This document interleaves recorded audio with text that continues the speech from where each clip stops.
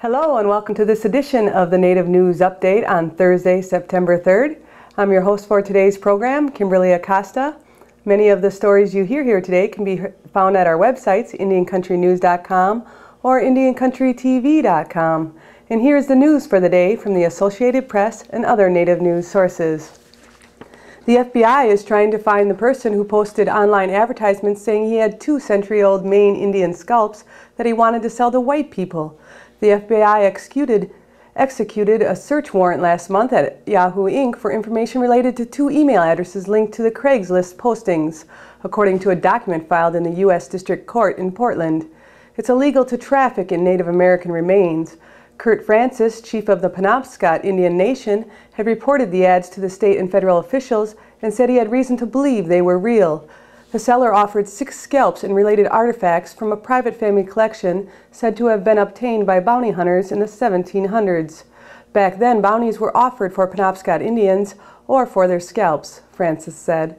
One proclamation dated 1755 offered 50 pounds in British currency for every male Penobscot above the age of 12 and 40 pounds for their scalp. The ads, which are no longer accessible, ran twice in June, according to the FBI affidavit. The ads, which included a Maine cell phone number, said the scalps and other artifacts were part of a privately owned museum and were being sold because of a recent death among the owners. The nominations for the 11th Annual Native American Music Awards were announced today by the Native American Music Association and Awards, reflecting the combined votes of the NAMA Advisory Board Nominating Committee. The 11th Annual Native American Music Awards will be held on Saturday, October 3rd at the Seneca Entertainment Center in the Seneca Casino and Hotel in Niagara Falls, New York. This year's host will be Gil Birmingham, who has received recent public acclaim for his portrayal as Billy Black in the box office hit Twilight and the Twilight sequel New Moon, which is scheduled for release in November. Other TV and screen credits include Dreamkeeper, Skins, Nip Tuck, 10 Items or Less, Buffy the Vampire Slayer, and Into the West. The NAMMys will induct the late Ritchie Valens into the NAMA Hall of Fame this year. Valens, best known for his 1958 hit La Bamba and the 1959 hit Oh Donna, passed away 50 years ago in a tragic plane crash, which also took the lives of fellow musicians Buddy Holly and the Big Bopper. Stevie Salas, rated as one of the top 50 guitarists of all times, will receive this year's Lifetime Achievement Award.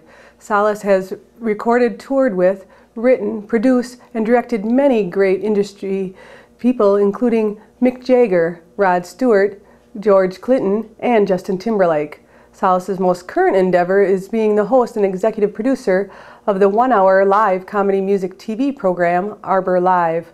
Tickets for the 11th Annual Native American Music Awards are on sale now through all Ticketmaster outlets.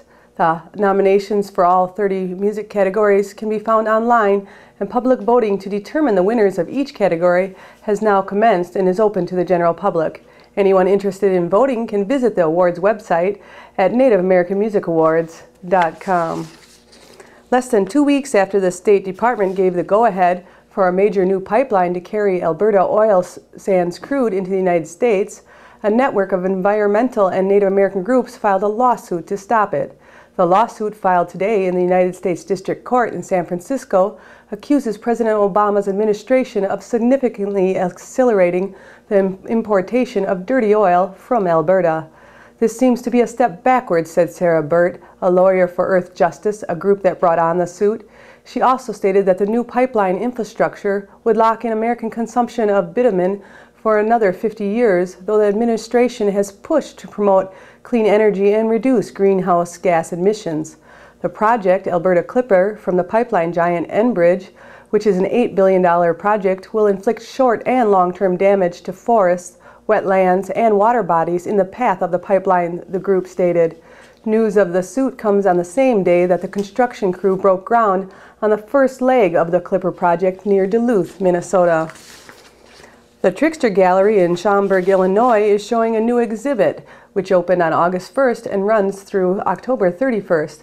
The new exhibit is entitled Out of Context, and it showcases paintings by Sharon Okachi Skulnick and photography by Nora Lloyd.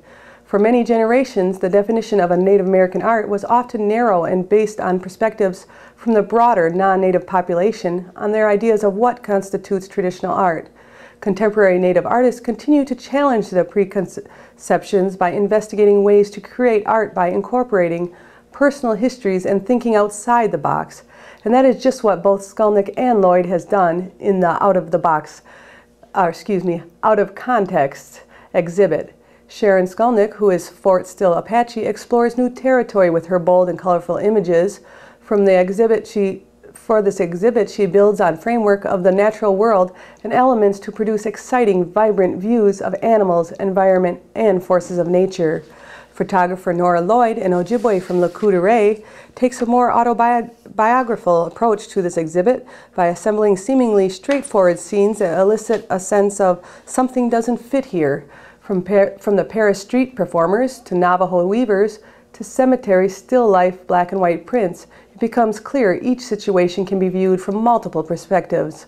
The combination of Sharon's whimsical yet powerful portraits of motion and Nora's selective realism photo documentation produces an exhibit of the unexpected. For more information on the exhibit or directions to the gallery to go see the exhibit, you can visit trickstergallery.org. And that is the latest roundup of news from Indian Country on this edition of the Native News Update. We'd like to thank our underwriters for helping us with this program and look forward to seeing you again. Thank you and have a grand day.